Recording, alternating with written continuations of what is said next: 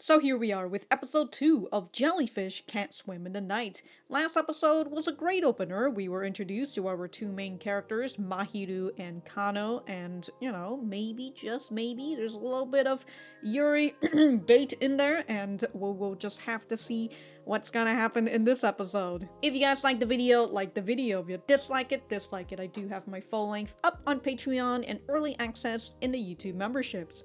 Other than that, let us get started.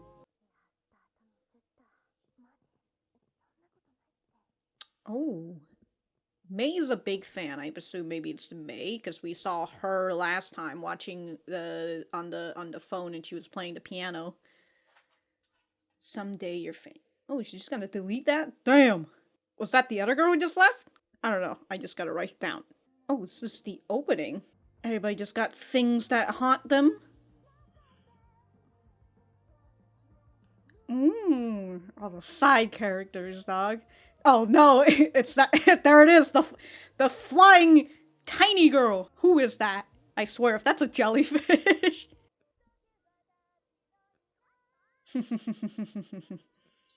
Wow, they can actually hear it in the video?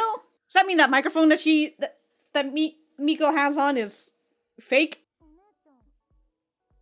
Have you taken up drawing again? Oh, that's the character that she's drawing. That's going on. Alright, that makes... My inner rage has soothed down now. Where do you learn stuff like that? The internet! Come on now, Mahiru. She's just a girl who's chronically online. Oh, they're just working at the same place now? She is a jellyfish. Little jelly. That's a very gamey song. Uber emotional lyrics.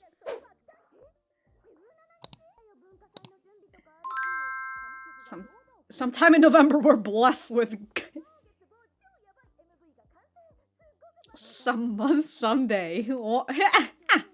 That's scheduled for the win. One of these days we'll get the W.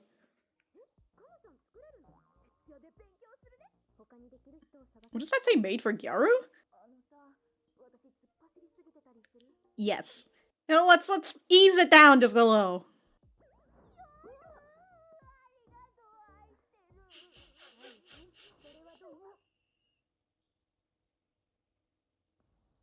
It just ends like that. It just the manager coming in. I see y'all. Well, I mean, you're making music, so audio's the most important thing. 900,000 yet? What the fuck are you buying? Ah, the patrons. Hold on, I think a patron is coming in right now.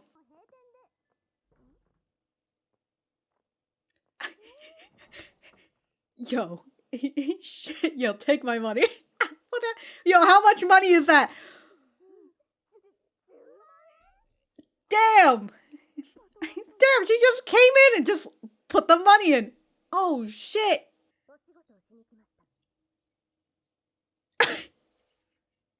I came here to fulfill my duty as a fan. That's how you know she's a big fan, when she owns multiple of it.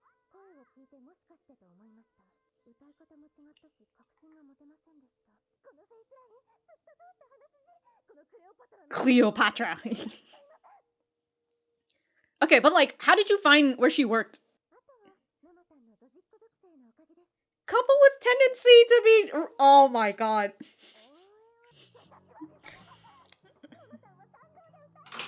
Has to keep singing with us.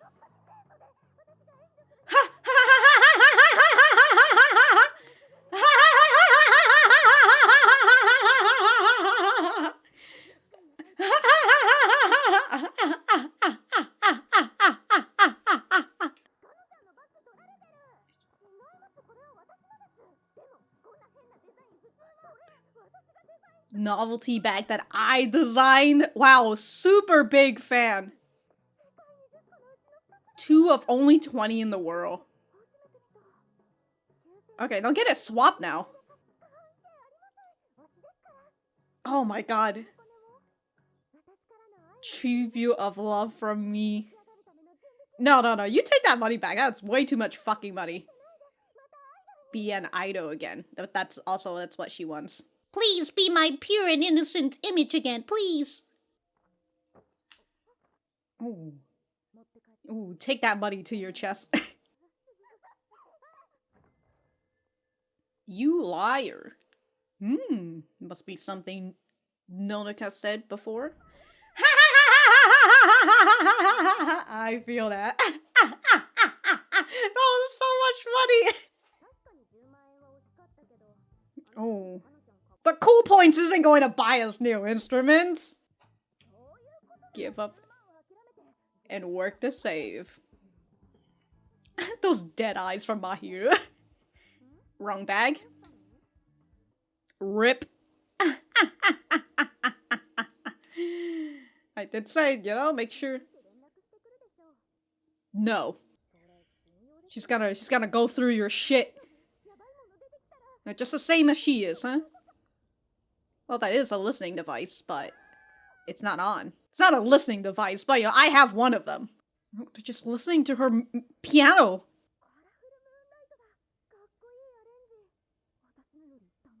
Oh, maybe we can take her, not take her money, but, you know.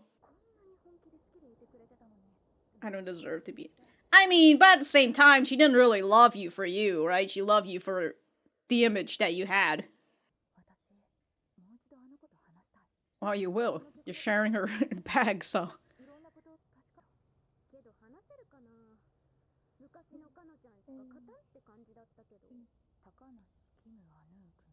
Oh my god, what a name.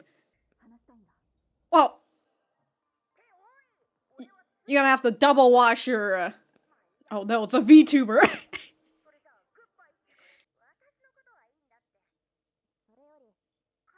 So that's Nox then, the character. She's...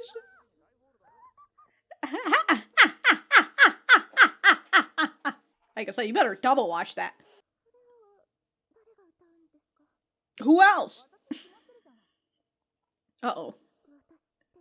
Yeah. Are you singing as your idol self or us? Ooh. Oh, shit. Her ID. Forgotten. Abandoned? Hey, I thought you deleted that photo. Unless the first scene of this anime was, you know. Oh, we've got a girl who rather keeps her status quo. You fucking... Well, still got opportunity to go meet up with her. This hair color. I was thinking her hair kind of looked like yours, but we'll have to see ya. Oh, is that actually May?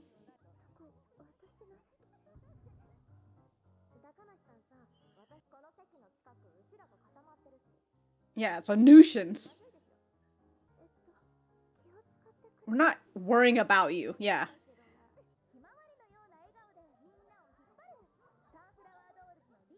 The leader. Okay.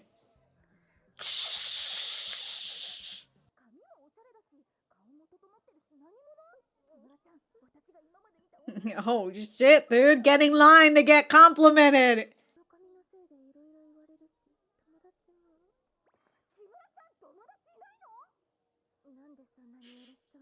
Same.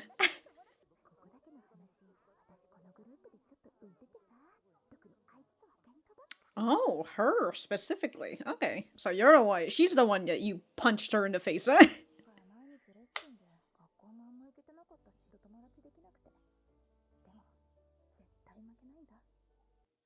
Oh my god. She's kind of like you, but she's willing to fight.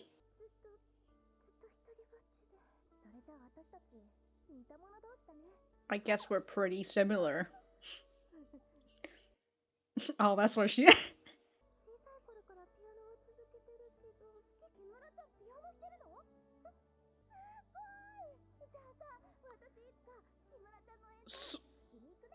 So she's going to do it.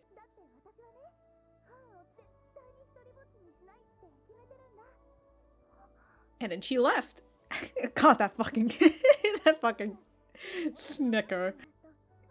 Any friends or anything you love, me and my friends.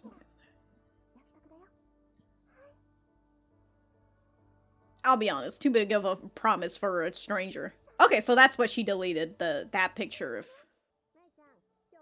No!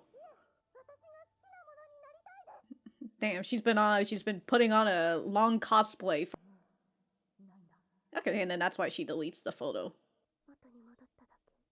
It's just back to how things were. Change! Ooh! Oh shit, that head can.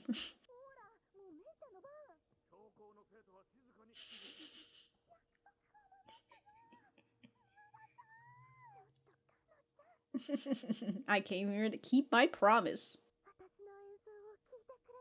Noise.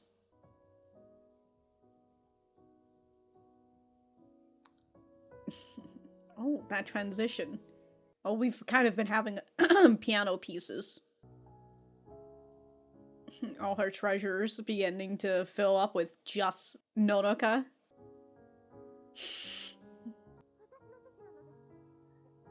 Oh, look at her being assertive. And she's... Are you standing up for yourself? Ugh! Gross!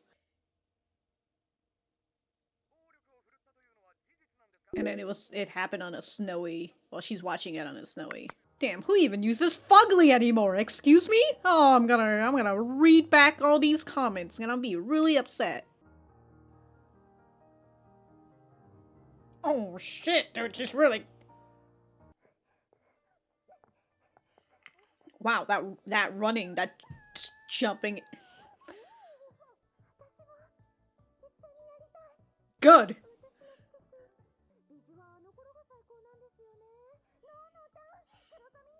Become like me!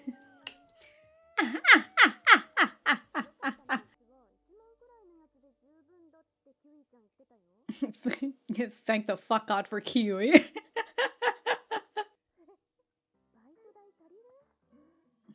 Uh-oh. Oh, at least... Oh! Oh, at least you've got two very... At least you've got two very, photogenic people.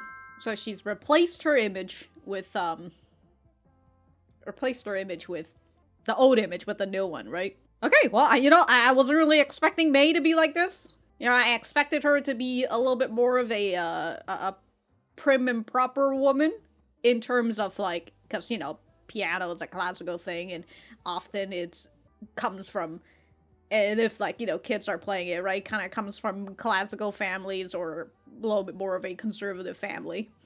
It's just Iron Man on in the corner where Kiui should have been.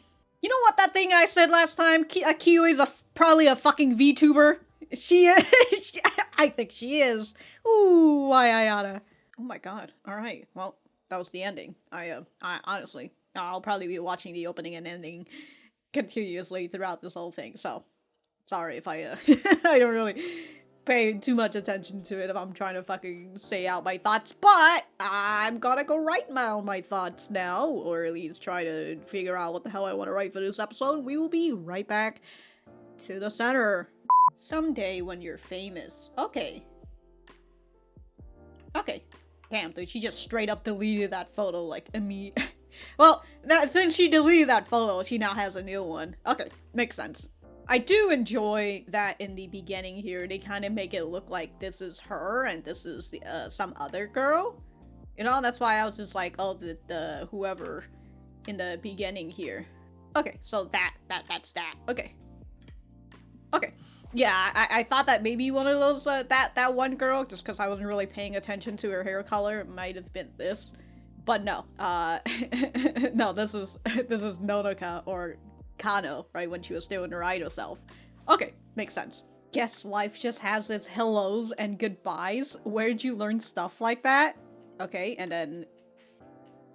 Okay, and then she just kind of like, perhaps, you know, she is a little happy that her sister is getting back into her passion and all that, but...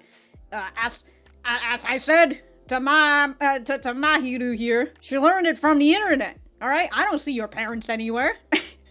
they're obviously not supervising her and what she learns on the internet and all that. Not that any fucking parent, they're not fucking doing that at all, right? Because like they're too fucking busy either not giving a shit about their kids, or they're too busy trying to make money in order to put their kids in a much safer place. So like they don't have time to look after them all the goddamn time, because you know we're just not at in that sort of world anymore. Although I'm not really sure if we were ever in that world now that I think about it. But you know, parents, I try to give parents benefit of the doubt when it comes to like letting their kids on the internet and just letting them, you know, it's not like it's a new thing. It's just I feel it's just spreading a lot more, you know, because as the internet I'm saying this like, you know, back in when it was like 20 years ago or something, you know, when the internet's still spreading and everything, and then we have new generations of kids who are able to access the internet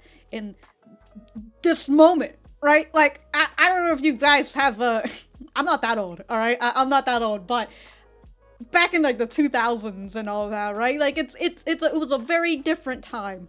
Back in those days, we didn't really have a lot of smartphones. You know, we had a lot more flip phones and everything. Like, I went through a transition of flip phones to, like, semi-touchscreen. It's like a phone made in China or some shit, but it was definitely not a smartphone. But, like, I went through a lot of those transitions until finally, when I was in high school, that's when I finally had, like, my first hand-me-down smartphone. But kids nowadays, they just get instant access to iPads or, like, a smartphone, iPhones or whatever, and they're just able to just grab it and just go straight to the internet without any parental control.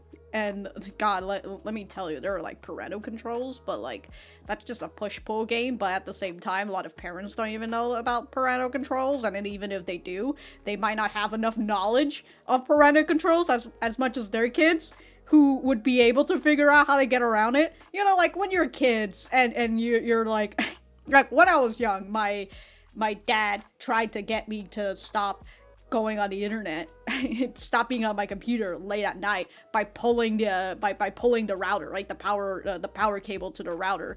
But like, that's not a good workaround. He just does that. I wait for like 10-20 minutes and then I walk out and I fucking plug the router back in. You know, like, kids will get to what they want eventually, and no amount of parental control will, like, fucking stop you from them getting what they want, essentially. And alright, I don't know where I was actually going with this. I actually have gotten lost in the sauce, because I was about to start talking about how, like, you know, you can't control it, but, like, you should be able to at least, well, you can control it a little bit, right? But, like, there are things that you can't control as parents, like when they go to school and they talk to their friends who then reveal other informations. You know, they could be talking a lot of shit that you don't know about. You can't control all that. But, you know, the things that you can control is, at the very least, the education and being able to tell them that, hey, you know, if you find out that they learn about these things, you should try, at the very least, try to educate them. You know, it's like, if you find your kids getting some sort of interest into pornography or something, you know, a little bit of corn out here, I don't particularly think that you should punish them and, like, you know, try to make them know that that sort of thing is. I just said I got lost in the sauce. I'm just but my point is just, I'd rather people not punish their kids and try to say that, like, those sort of stuff are, like, wrong or whatever. I mean, in certain circumstances, right? You know, they shouldn't do it out in public. But, you know, I want parents to actually just be able to educate them and say, like, why this is wrong, instead of just straight out tell them, this is wrong, you can't do it. Because kids aren't gonna learn like that, right? And if kids don't learn from their parents, what else are they gonna learn through it from, right? They're gonna learn either through your friends, or they're gonna learn it through the internet, which, honestly, at some point, I don't know which one is worse, learning about it from your friend or learning about it from the internet. At that, again, your friend might have learned it from the internet, so okay, I got lost in the sauce, alright, when it comes to the internet and, like, and security for kids. I'm just, anyways, we're gonna move on. Good work on your first day. So they just got this job. And then we've got this woman who's just out here fucking stretching her back, dude, just doing that. What a pose this lady is. But then we saw her, you know, out on the balcony just taking a smoke break and all that. Who is she? I want to know more about her. Damn, what a close-up of, like, her bangs and then her reddish pinkish nails. In contrast with the cigarette that she's smoking. Oh my god, like I said again. Can we get a name for this moment? Who is she? Okay, so the rough drawing of the jelly girl, the little jelly, as they say. Does it say JELEE-chan? I think that might say JELEE-chan. So the jellyfish motif. I like that she wrote band-aids, you know, gotta have band-aids on because she is being hurt by this world, but that's not gonna stop her, you know? She just puts a band-aid and she moves on. I presume. But she points at her hair, I think, right? That's her hair, and she says, "Feel of ocean depths, I suppose." Guess it's time to whip out my secret weapon, the donation box. Could it be you're actually really stupid? Holy shit, dude. She really fucking hit her with actually really. They say there are these people called patrons somewhere in the world. That's still so funny. Yes, there are in fact patrons out there in both like the real sense, you know, like there are actually real patrons before there was such a website called Patreon. But it is funny.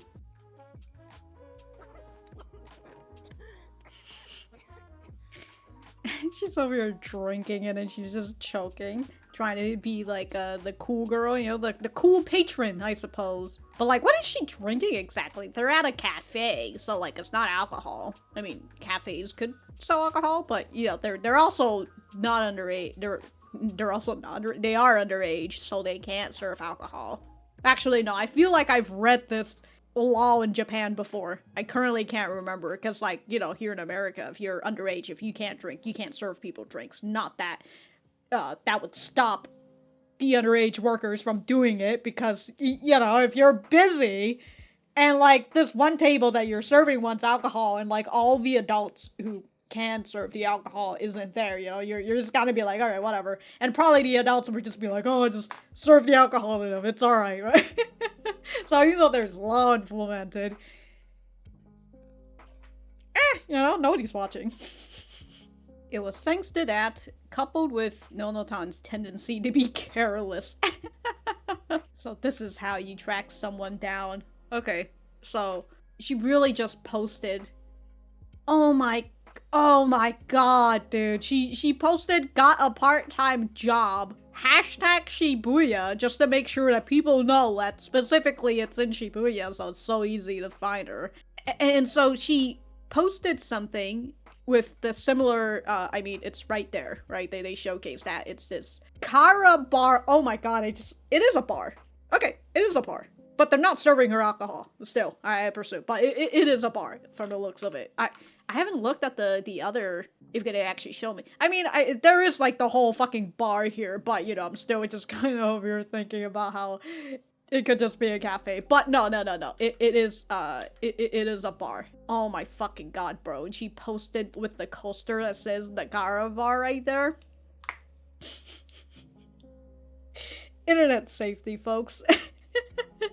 If you're gonna be posting about local restaurants, like, you really have to be careful. If you're posting something that is like a local restaurant and there's like only one restaurant in that area and you post their name on it, or like you post their name, or you post something that's very recognizable from that area, you never know who's looking through your images. Which also, you know, if you're posting very local and like personal stuff, I'd recommend just putting it on a private post. And, you know, invite your friends on over or whatever. Or if you don't have friends, well, you know, sucks to suck. But you should still be careful on the internet, on posting places, especially if they're local. It also doesn't help that companies don't fucking understand it either. Like, I saw from this apartment building, and they had this big special event where if you post on the social media and basically dox yourself, that's essentially what that fucking apartment complex wanted you to do, because they wanted you to specifically talk about this specific apartment that you're in. And if you're a resident of this apartment and you're posting saying that, hey, you know, there's a special event on this area or whatever, or it's technically, it was supposed to be like, make a post about it, right? Make something positive about it and then show it to the staff in the front desk, and then they'll give you like whatever benefit, like $100 off of your next rent or something, whatever that is, right? And some people think about it and they're just like, wow, that's you know, fuck it, you know, if I can get $100 off in my next month, all I need to do is post that, make a post on my Instagram or whatever.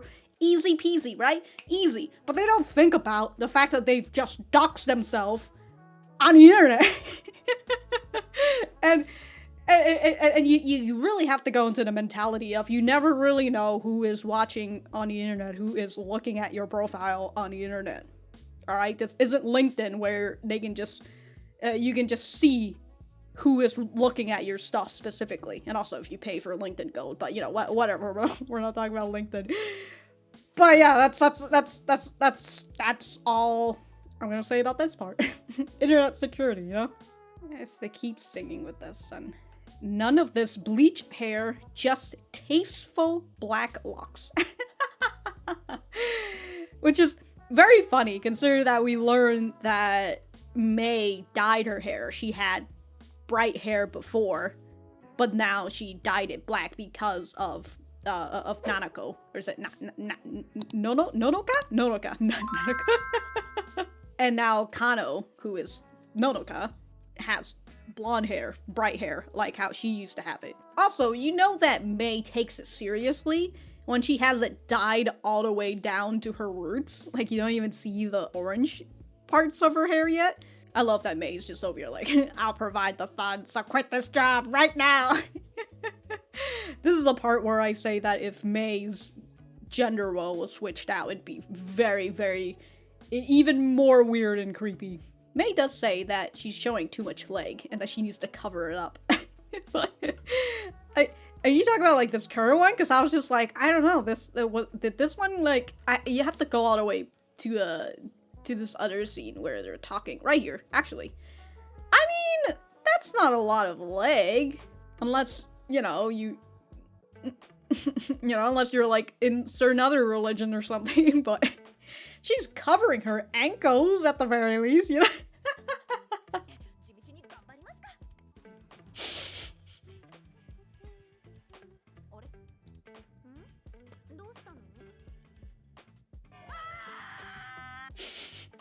Okay, before I forget, I was gonna say the lounge-like music, but this music that they use for like the points where they put like comedy bits into it, I actually like it. I do think that it's very, I was gonna say whimsy for some reason, but whimsy has just kind of just been flowing in my head. It does sound a little muted, but not muted, but like I think that the volume level, I like that the volume level of the music is it's softer than the character noises, the character voices. Because sometimes when it comes to comedic music that anime use for comedic moments, I feel like they're often a little bit too brash, a little too loud, a little too obnoxious, a little bit too in your face of like, this is a haha moment, laugh right now. So like, I typically don't like the music that plays over comedic scenes. But this one, I do enjoy. I think it's a little bit more subtle. So I enjoy it. It makes the comedy scenes pop out a lot more for me. So Kano gives the 100k yen back to Mei because she says that Nodoka Tachibana is gone. This girl that you want me to become, she's not there anymore, and I'm not going to take your money if this is what you want. To which afterwards she goes and she cries about it, right? Because she's hold on, if I can actually find. She's just over here fucking crying about it, like, I should have taken that 100k. Fuck. But hey, in the end, right? She the Jelly, the group, has gotten a much better offer than the 100k, which is to actually get this patron to come and work for them. Maybe free labor right now, who knows, you know? I think that's getting a composer I think that's a little bit better than what 100K. But I'm gonna say is that if you're out and about starting a business, or if you're a creator, since you know this is what we're talking about. If you're a creator online and you've got like a sponsorship or something, and okay, I feel like this might not apply for a lot of people, but it kind of applies a little bit to the current work that I do, in the fact that there will be companies who might like who might like you, right? You might be in a little bit of a good relationship with them, and like they offer you a sponsorship, or they offer you certain whatever, and they give you money as a reward for it. Actually, you know what? It does apply for like small creators as well, because the one thing that small creators kind of get is that they don't know whether they're up to it, whether they're able to fulfill that money goal, because it's scary when you're just making something for free compared to when you're making something that is for another company and they're paying you for it. All right, if you're making a video about some other company, you're just doing it on your own free will without any expectation of being paid money or anything, it's totally fine. I get it. But if that company wants that money from you, wants a video from you, and they're willing to pay it, it could get you a little stifled up, because you're just like, oh shit, you know, suddenly there's this pressure of like, I have to do good because I have to make it worth 2,500, whatever, how many that the company's willing to pay you for that video. So I feel that it could kind of come from like small creators like that, because like, I mean, if you're a small creator right here for Jelly, right? I don't know how many subscribers Jelly has right now, but it was a 1-woman team, now it's a 2-woman team, and like some fucking patron comes out of nowhere and slaps 100K on you. That's a lot. And you know, I definitely understand that Kano would not want the money, and especially with like how the money was being perceived as, right, to be used not for Jelly, but to be used to get Kano back into the idol industry. I definitely understand that, but like, I'm gonna say is that if companies come up to you and that's the offer that they offer you, that's the, you know, I would say take the offer that they've offered you, especially if it's a high number. But if you get anxious and you feel like you're not going to be able to put out your worth, you could always try to negotiate it, right? And be like, hey, I think you're paying me a little bit too much money for the amount of stuff that I'm going to give you. So how about, you know, instead of 2,500, we go for 1,500 instead. Now, I know that might be like, why are you negotiating prices down? Well, first of all, it's for you, right? It's for you to be able to feel comfortable with where your numbers are, but also at the same time, hopefully you don't want the company to take advantage of you. Now, this situation that I'm talking about this is like going in like good faith that the company believes in you, and that's why they offer you this high price. But if we're going to like if we're flipping that around and like the company's offering you a small price and you feel like your worth is a little bit better, you know, I'd say if you negotiate that as well, you know, try to get that price up a little bit and try to be able to give arguments to said company on why you're able to offer them content worth up to this amount of money. All right, why am I here talking about fucking sponsorship and brand shit? In the end, you know, money is money. It will help you a long way, especially in your journey. And just remember that if there are if it's a lot of money, there might be some strings attached to it. So, you know, hire a lawyer and read the contract.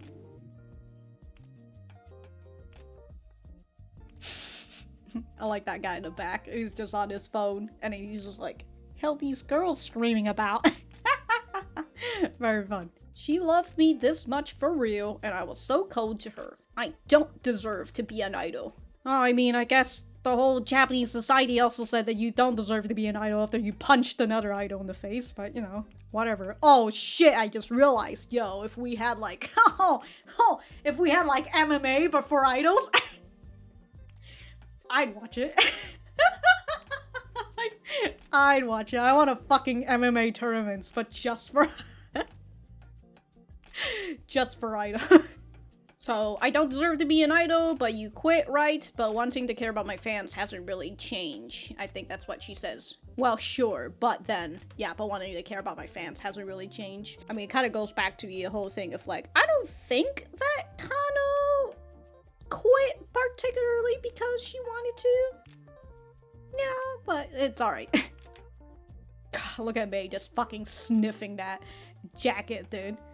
She seems to be real obsessed with the previous you. Okay, so Tokyo University of Music and Art High School. Okay, so is it a university or is it a high school?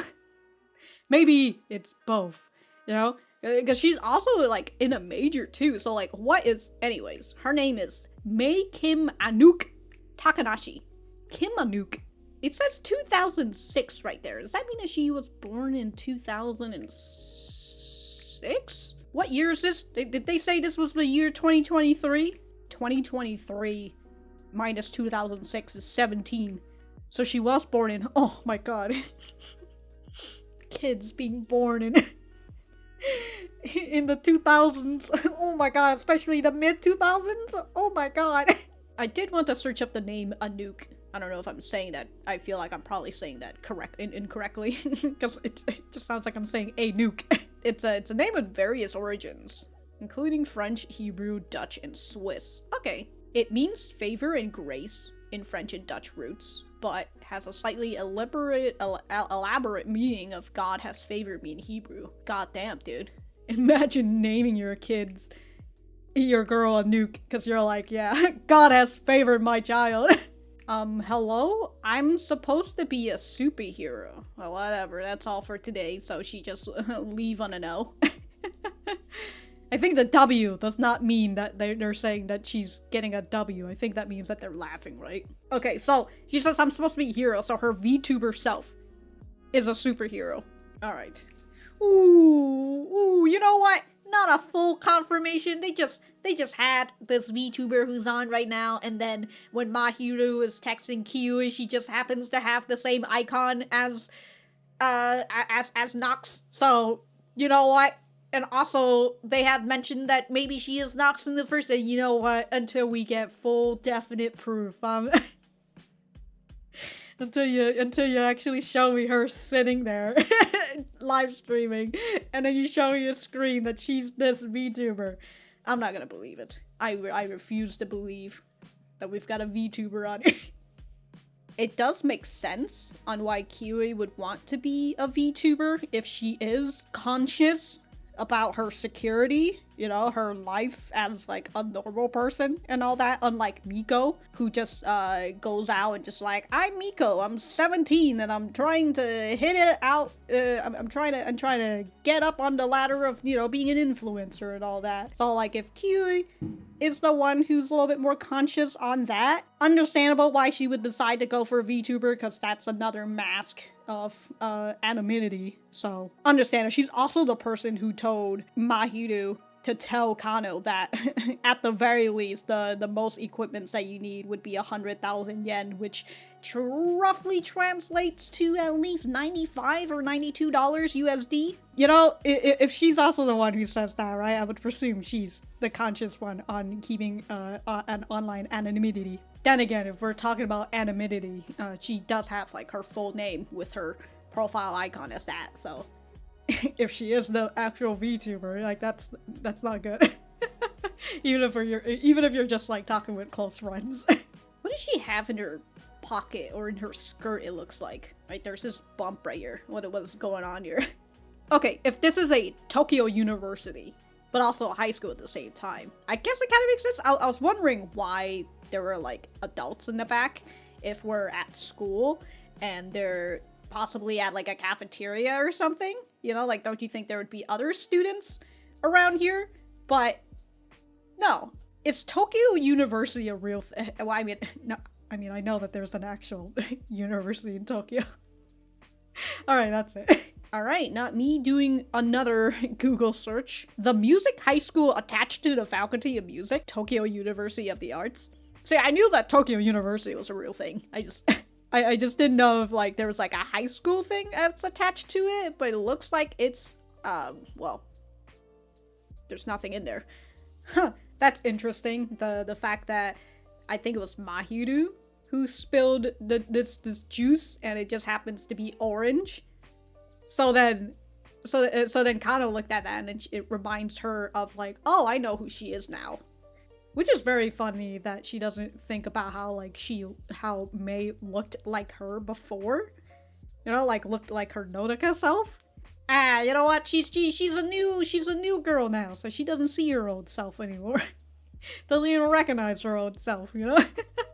Talking about Kano here. For the whole flashback and it being in a cinematic view and then with just a solo piano arrangement, especially with like this first part where we see Mei having to go through this rather tough stuff that she that she goes through because she's in a big fucking big program and all that, right? She's in the Tokyo University of Music and Art High School. Like that's big and all that. And I mean, you also saw that she got, what was it? She got scolded by the teachers for just wearing a sports jacket. It's just like, a sports jacket? Really? Why? Like, just fucking tell her to take it off before she goes into the before she takes the exam. Like, she's not taking it right now. Anyways, but you know, this is a school with a strict curriculum. So I really love this single piano that plays basically a basic tune, but like as it gets overlaid with like everything else, it feels dominating. And I just love, I overall just love this whole flashback. And then I love the next flashback that we see, you know, Mei having to gone through all of this. And then she ends up meeting Kano or Nonoka, and like the way that piano is a little bit softer as we see Mei getting happier and being able to fight through this fight through this oppression that she is feeling right now. I really enjoy that. My two favorites right next to each other. That's very fun. So, tote bag. Yeah, so she bought the item. Okay, that's her. She said she spent a lot of money. $100 for this fucking bag, tax included. I mean, could have been worse, right? Could have been worse. I think that's music stuff. Yeah, they didn't really translate that, but that's music stuff. She's continuing to learn music, getting better. And oh yeah, and also because fucking Kano is the one who says, hey, once you get good, I'll come and watch you as well. So that's like Kano is the reason why Mei continues to improve on herself. Okay, impromptu review, entertainment news recap. Okay, so that's the same video that we saw. Mero Setou. Did I write her name there? We did know who Mero Setou is. It's that twin tail girl. I would presume, just because that's what Kano says, that she doesn't get along with that girl. Okay, so I do want to read the comments. You'd better not ever come back to the industry. Yeah, you who punched that one person once. Ooh, why I oughta. Should see fucking Hollywood celebrities, dog. Actually, no, most of those sorry, not high school, but like the celebrities that I know that like fucking punches paparazzis and all that. Yeah, you know, they still get jobs and all that, you know. They're mainly dudes. I don't really remember seeing like a female celebrity who goes about and just fucking punch somebody and then, I don't know. If anybody knows, let me know, because I only really know like male celebrities who do that, but then they still get jobs, so you know, it's alright. Alright, back to the comments. So she messed up Lamau, and then this person censored themselves because this is supposed to be a comment, but they censored themselves. They just said psycho bitch. Her idol days are gone. Did anyone even like her? I mean, she's fugly. I'm amazed she thought she could be an idol. Who's this? If she's punching a person at that age, something's wrong with her. Yeah, you know, and instead of trying to, you know, help her out with her problem, let's just fucking tell her that there's something wrong with her and ostracize her for it. Okay, I actually also really love that, like, announcement that goes over this piano. And also this piano, is this a different piano piece or is this the same piano piece? I think it's the same piano piece that starts off, you know, rather elegant. There's a little bit of film grain in this music. But yeah, it certainly tells the story in that nice and like elegant piece. And then this kicks in, like the music already turned off, and like it just gets so violent as like the announcement just fucking it gets drowned out by the music. I really like it. There's this comment that just kind of like pops up. Like, I don't know why High Dive did this. How should I deal with this frustration? I don't think an idol should ever make fans anxious like this. I mean, that is true. But then at the same time, learn how to deal with this frustration. Actually, this is the same thing as like, there's something wrong with her. You know what? The whoever commented this saying, I don't think an idol should ever make fans feel anxious, really makes me think back on this right here, right? The pinky promise with, especially with Kano telling Mei about how she doesn't really have any friends, and you know, she doesn't really get along with these people that she works with and all that. And it's such a big promise to make to someone who's a fan, and whether you're actually able to do with it, you know, I feel like there are people who are good at being able to do this and, you know, be able to connect with their friends, with their fans, despite the amount of money and fame that they have. You know, some people still have that humbleness, Keanu Reeves, for example. But when it comes to making promise with one specific fan in particular, it's such a big thing. It's I don't know, I think you're putting a little bit too much. I mean, towards the end of all of this, it's been fulfilled anyways, right? Like, Kano remembers who she is, so she goes and she listens to her performance, and Mei is happy in the end, and she joins the group, and you know, everything works out in the end. But as a creator, there is some, it's especially not in the idol industry. I think with the idol industry, they have to fucking stand here and like talk to people. No fucking thanks. But like as a creator, right, you have to be able to understand the boundaries that you must put up between you and your fans. Which, you know, one of the reasons why I don't particularly like creators who starts off with like, hey, they're friends, or like, you know, they kind of talk to you like they're their friends or something. I get it, you know, makes it feel like that person is in their world and all that, but like it's just not good, you know. I think that creators should teach viewers that there's a boundary between them, and so viewers don't get fucking rabid like certain other viewers from like bigger fan base and all that, right? Once your fans start turning into stands and all that, like that's a big problem. Which goes back to my point that if Mei was a dude and this was how she was acting towards Kano, it's a lot. It's still a lot, even now that she is, but people would be able to see it more if her gender were to be flipped, which is honestly a little unfortunate. So we get this part where we get to hear Kano's vague plans on getting to 100,000 subscribers and all that. Also, they got a part-time job as well, you know, that we just skip right past that, which is totally fine. I don't really mind. I'm glad that they're working now, you know? Like that Mahiru is out here doing something.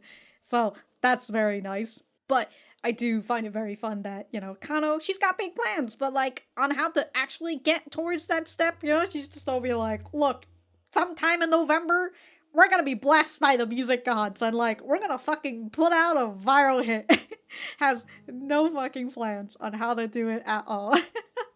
So, so I'm assuming that that's why they would need Kiui, who's the one that's a little bit more skilled in this whole YouTube business or creator business. So, you know, maybe she'll hop on as their manager, as their data analyst, you know. Or maybe she's just gonna be there as their editor. Who knows? We'll just have to see. Alright, so that was episode 2 of Jellyfish Can't Swim in the Night. Or Swim at Night. I don't know how that title goes. But let me know what you guys think about it in the comments down below. You know that I Always like talking to you guys. For me, I thought that this was a pretty good episode. I think that it was very nice in introducing to us the next character who's going to be joining JELEE, and by going to, I mean she has joined JELEE by the end of this episode. So, you know, our new member of JELEE, Mei, or Kimura as she calls herself. We can kind of see already that there is a admiration triangle. It's not a love triangle, it's an admiration triangle. Although, you know, maybe Mei is a little bit more on the obsession side, as they mentioned before. But, you know, we've got Kano, who admires Mahiru's jellyfish art. You know, her favorite artist. And then we've got Mei, who admires Kano for her idol stuff. You know, she's an idol fan of hers. A fan triangle, maybe. Maybe that's a fan triangle. Then again, I don't know if Mahiru is a fan of Kano. Well, she likes her singing. So, there's that. It goes back to that admiration triangle right now. Just three girls admiring all three, admiring each other. We got some more crumbs of Kiui, which I would presume we're going to maybe see her in the next episode, or if they're going to continue on like this and we're going to have Kiui just continue to be here, but she's going to be like the late member, you know, she's going to join by like episode 7 or something, if that's what they're planning on doing. If not, then maybe we'll see her get introduced and then we'll see her join the group in the next episode. Who knows? We will just have to see. I know that I've said that I'm glad that this is just the mascot, JELEE-chan, and not like an actual magical, mystical loli that goes around the place. Because if this was the case, I would have been very upset. I would have been even more upset if they showed me directly after there's a fortune teller somewhere. The rage that was boiling within me when I saw this tiny lolly flying in the key visual. I was just like, damn it, dude, if they fucking do this to me again, I'm gonna be really upset. People who don't know about some other shows that I watch that specifically have magical lollies and fortune tellers are gonna be very confused why I'm upset about this one. It's alright, you don't need context. In before, somebody in the comments tell me that maybe there's still the possibility that there's gonna be a magical lolly, you know? Maybe she's just gonna fly right out of the picture. It's gonna be like Digimon Tamers out here, you know? Scan her information and her picture and just fucking digitize an actual jellyfish mascot. But no, I think she's just gonna, like, appear, like, in a music video or something, or, like, when they're having a magical moment or whatever. You know, it's like that feeling of like, oh, you draw this art so good, it feels like the art could just leap right out of the screen. I would presume that's what maybe they're gonna try to do for JELEE-chan here. But until then, you know, I'm just going to keep her in the in the box of this is just a drawn character and she cannot hurt me. The fortune teller, however, she can hurt me for sure. That's definite. Anyways, I kind of gotten all the small little stuff that I wanted to talk during my note-taking session, so here I'm just kind of going to talk mainly about Mei, but a little bit about Kano as well. So the story of Mei tell two tales, right? The first one being Mei herself, which is a girl who is going through this strict high school. I would presume maybe she even has strict parents, consider that, but also they're wealthy, consider the amount of money that she's able to give to Kano immediately. 100k just in her bag right there. Dude, if I was having 100k cash in my pocket, in my bag, dude, I'd be so paranoid. But then again, you know, the safety level here in America is very different.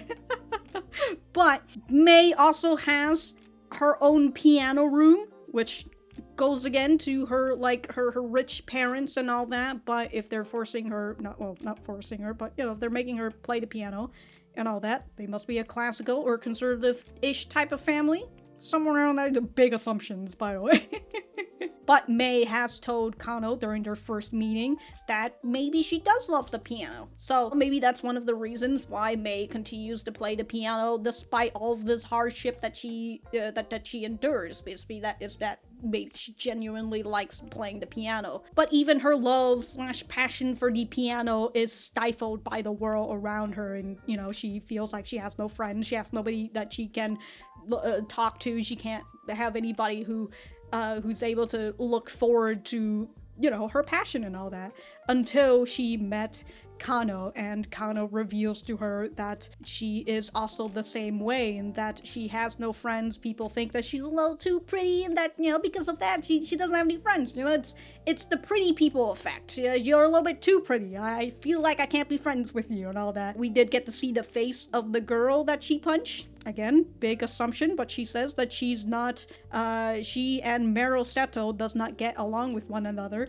And also, we find from Kano that she was the leader of the group before she punched Mero Setou in the face, and then she quits. And you know what? If we see this group again and we see that Mero Setou is now the leader, well, we'll just have to see. But going back to Mei, she hears Kano talks about her insecurity and vulnerability to this fucking stranger who is her, Mei.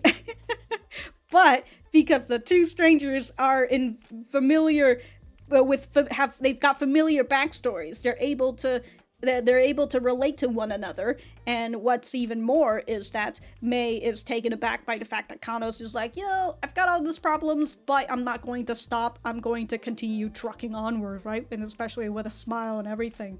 That really gets to Mei. And as we go through the solo piano into the solo piano arrangements that Mei plays, as she, I would assume, contemplates about her flashback. Contemplates about her memories.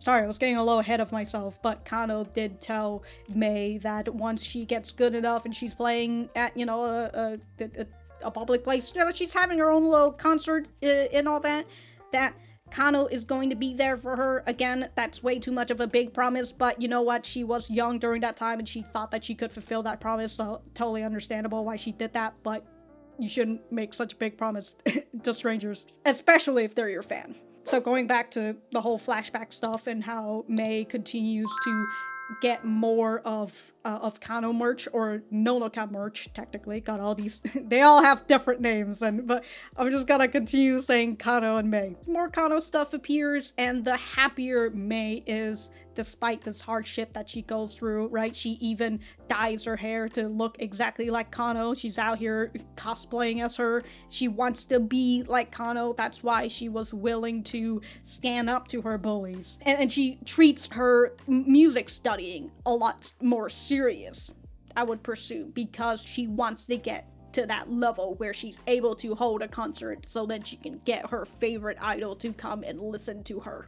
So it's a big thing for Mei, right? And I feel like this is a story that a lot of fans would be able to relate, right? That they're going through some sort of hardship, and the one thing that really keeps them from, wanting to give up is a character that they really love, a YouTuber that they really love, a celebrity that they really love, and all that, right? Some people that they look up to, that they're able to take courage from and continue to move on in this sick world.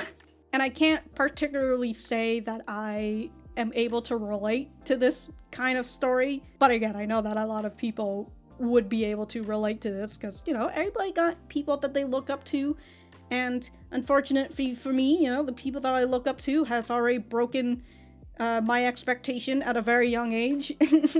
So, by the time I was, around these age, right? High school age and all that, I didn't really have anybody that I looked up to. In fact, I was very much introverted, and I had a lot of introspection, so throughout my high school, I kind of just didn't really care much about, what I was going to do in life until I graduated, and then I have even more introspections, and I started looking towards myself for, a lot of, you know what, if you know Bokuyama, and like if you've gone past through like the story of Ichikawa, the main character of Bokuyama, you get it. I'm not gonna go and fucking explain all that, but self-love is will get you a lot farther, I will say, than having someone that you admire to that would help you continue on with this life. But it does help.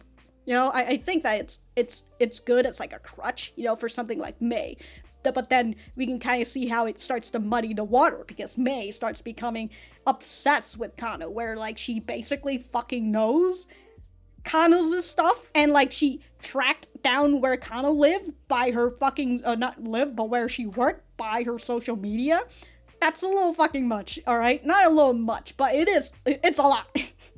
Let's not, To summarize what I was saying, I think that it's good that Mei was able to continue on with her life through the help of somebody else, but in the end, really the only person who will look out for you is you. So, it's just something that I'd say, like, you can look up to people and, try to follow these people's examples and all that, but in the end, right, you're the person who's going to tell yourself that it's okay to keep going, and that it's okay to continue trucking forward, even when life is not all rainbows and sunshines for you right now. I don't want to be that person who says that things will get better, but consider that I've just said it. When I was young, especially in middle school, I had made a pact to myself that if I continue feeling the way that I feel, which is a lot of loneliness and being unable to make a relationship with other people, especially like I felt like I just can't connect. I couldn't connect with anybody, not even my family, so I felt very isolated during that time. And also during in like the time of middle school, that was when I really felt like my loneliness truly set in, or at least I finally realized how lonely I was in the world. And that feeling went on for a very long time, and around middle school, like in the middle of middle school, which is not a lot, it's literally 2 years, American school system, why? But when I graduated from middle school, I had made a determination that I'm probably not gonna live to 27.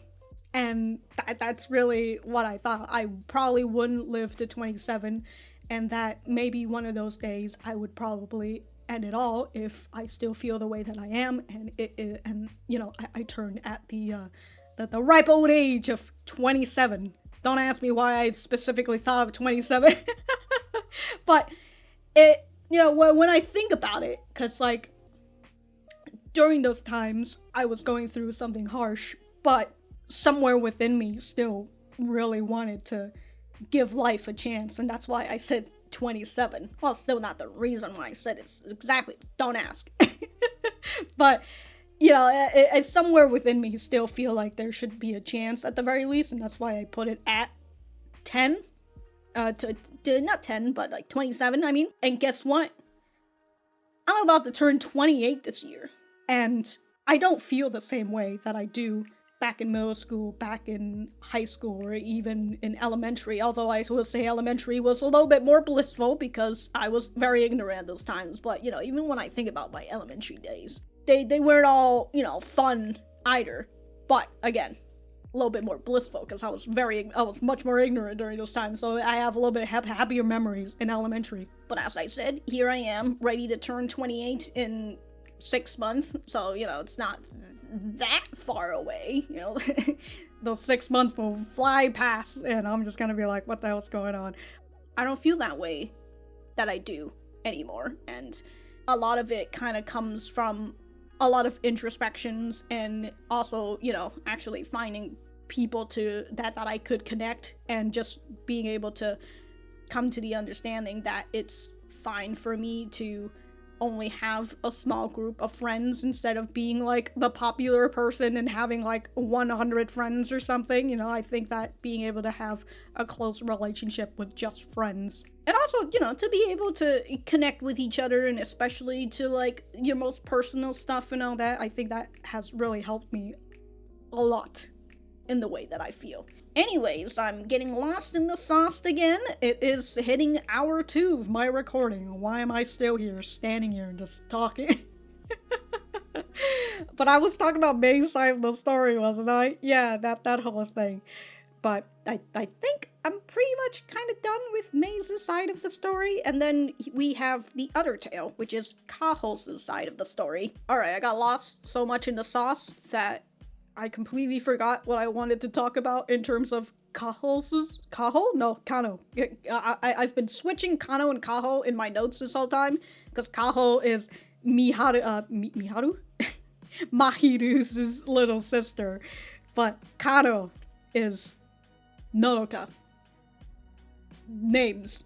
I suppose the one thing that I wanted to talk about for Kano's side of this whole thing is when Mei comes into the store, gives her the 100k, and then tell her, hey, you don't have to work here anymore, I can pay you, you just need to go back and join the same group again. I think that's what Mei says specifically, like to join the same group and go back to becoming an idol of whatever this group is again.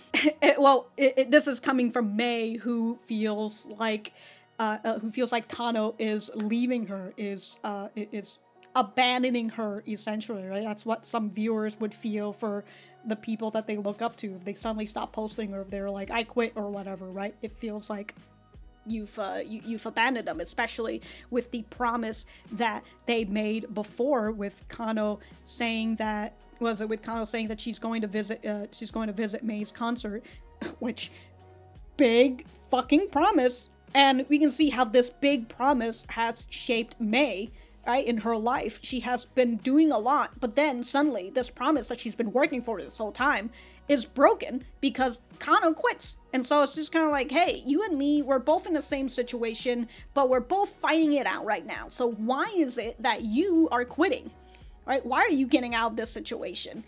Come back to the same situation and suffer with me. Come on. That's essentially what Mei says when she says, come and join your idol group again. It's that mentality of, if I can't have nice things, no one can, right? Instead of, I hope that I went through a lot of problems, but I hope that the next person, the next generation won't have to suffer the same as me. I wish that more people would think about that instead.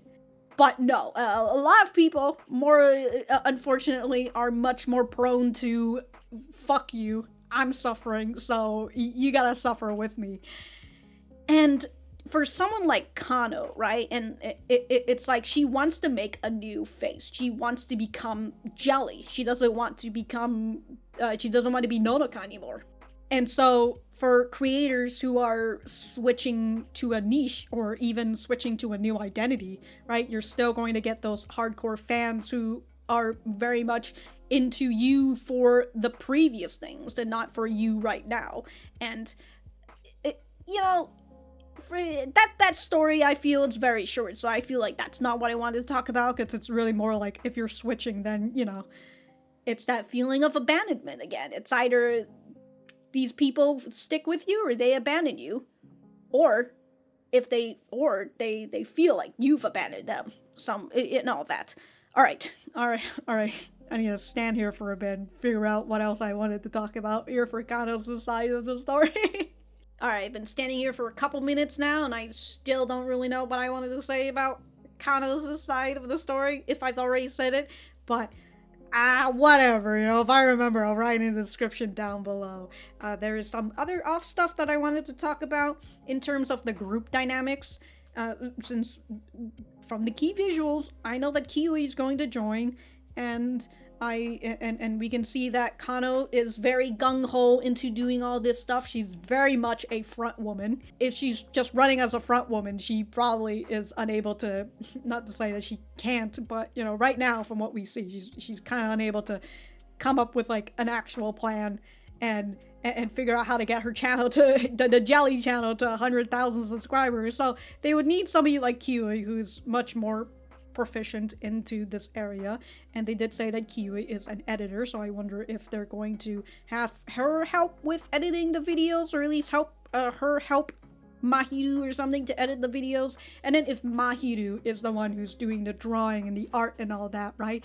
If they're making original songs, are they going to create their own art for the visual novel for the visuals of the music, right? Well, I mean, that's what she's planning on doing, but like I was saying, are they going to make a music video that is going to be of JELEE-chan or, you know, anything that's related to them and all that? Or are we going to have a music video? I think that's why essentially what I'm going to say. I'm trying to say. Are they going to? I would presume they will, because like they're very much an online thing, and especially if they want to continue to stay anonymous until 100,000 subs. And judging from what we see of Mei and what little we see of Kiui at the current moment, I've deduced it. The group is the two idiots are going to be Kano and Mei. But I think Mei is just stupid for Kano. But Mei, she's the composer of the group, so maybe she's able to make, you know, some good decisions out here. But I do definitely feel that she's a hype man and a yes man for Kano, that's for sure. Now we will have Kiui as the reasonable one. We have Kiui as the reasonable one, and I would presume Mahiru will be in that camp as well, because if we're going for the duo comedy, then Mahiru has to be the straight man, and Kano is the other man whose role I'm currently forgetting. Why I only remember the straight man and not like the other man. The not straight man. Okay, I'm looking at the ending, which is them all video chatting with one another. They went through an entire night to do a little video chat, but we can see there's perspective roles here, right? Her with her iPad for drawing, Mei with her electric piano for composing. We've got Kano with her microphone. There's also like the low windshield, not windshield, but like the low cover thing that I currently can't remember. It's to help her voice not bounce back. So like that's to help her get a clearer voice. So, you know, she's the singer out there, maybe songwriter as well. And then we've got Kiui with just her keyboard and mouse. You know, again, maybe she is the maybe she's the YouTube advisor or the editor. Also, she's wearing a shirt that says "Touch the Virtual," but just from the blue and red, it really looks like TikTok. They did say they do have a TikTok in this world, a TikTok, whatever the talk whatever they called it. But okay. Overall, I really enjoyed this episode, and if I have anything else to say, I will write it in the description down below. Thank you guys for sticking around, and I will see you guys in the next episode.